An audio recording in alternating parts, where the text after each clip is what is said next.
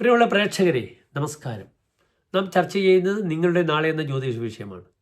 നിങ്ങളുടെ നാളെ 2025 ഏപ്രിൽ 9 അതായത് 1200 മീനമാസം 26 ബുധവാരം.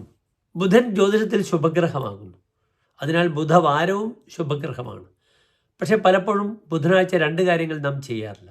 നാൽക്കാലികളും സ്ത്രീകളും ഗർഭിണികളും ബുധനാഴ്ച സഞ്ചരിക്കാറില്ല. അത് ബുധനാഴ്ചയും വെള്ളിയാഴ്ചയും സഞ്ചരിക്കാറില്ല.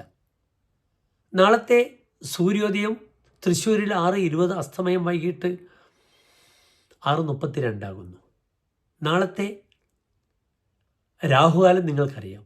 ഉച്ചയ്ക്ക് 12 മണി മുതൽ 1:30 വരെയുള്ള 1.5 മണിക്കൂർ ദൈർഘ്യ സമയമാകുന്നു രാഹുകാലം. നാളത്തെ നക്ഷത്രം പൂരം നക്ഷത്രമാകുന്നു. നാളത്തെ തിഥി വളരെ ശക്തമായ ദ്വാദശി തിഥിയാണ്.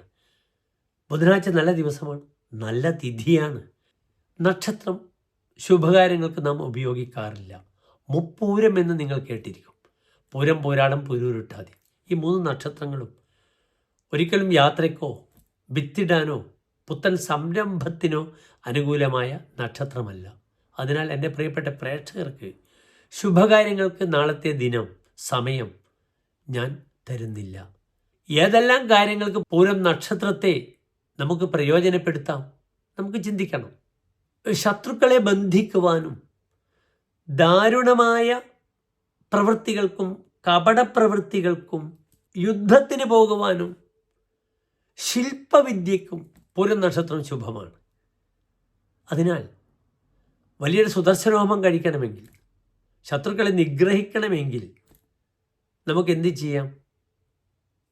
പൂരം നക്ഷത്രത്തെ ഉപയോഗപ്പെടുത്താം. ബുധനാഴ്ചയുമാണ്. ബുധൻ കൗശലത്തിൻ്റെ ഗ്രഹമാണ്. പലപ്പോഴും ആഭിചാര കർമ്മം ബുധനി പറഞ്ഞിട്ടുണ്ട് ബുധനാഴ്ചകളിൽ. അതിനാൽ കാലത്ത് 9 മുതൽ 10 വരെയുള്ള സമയം നിങ്ങൾക്ക് ഈ വക കാര്യങ്ങളൊക്കെ പ്ലാൻ ചെയ്യാം. അപ്രകാരം തന്നെ രാഹുകാലം കഴിഞ്ഞുള്ള 1:30 ശേഷം ഒരു 1:45 മുതൽ 3:30 വരെയുള്ള സമയവും നിങ്ങൾക്ക് മേൽപ്പറഞ്ഞ കാര്യങ്ങളിൽ വ്യാപൃതരാകാം. നാളെ ബുധനാഴ്ചയാണ്. നക്ഷത്രം പൂരമാണ്. പൂരം നക്ഷത്രത്തിൻ്റെ ആധിപത്യമുള്ള ഗ്രഹം ശുക്രനാകുന്നു. ഭരണിപുരം, പൂരാടം. അതിനാൽ ദേവീക്ഷേത്ര ദർശനം നാളെ വളരെ ഉത്തമമാണ്. വിളക്ക്, മാല, പായസം ദേവീക്ഷേത്രത്തിൽ സമർപ്പിക്കുക. വളരെ അനുകൂലമായി നിങ്ങളുടെ കാര്യങ്ങളെല്ലാം നടക്കട്ടെ.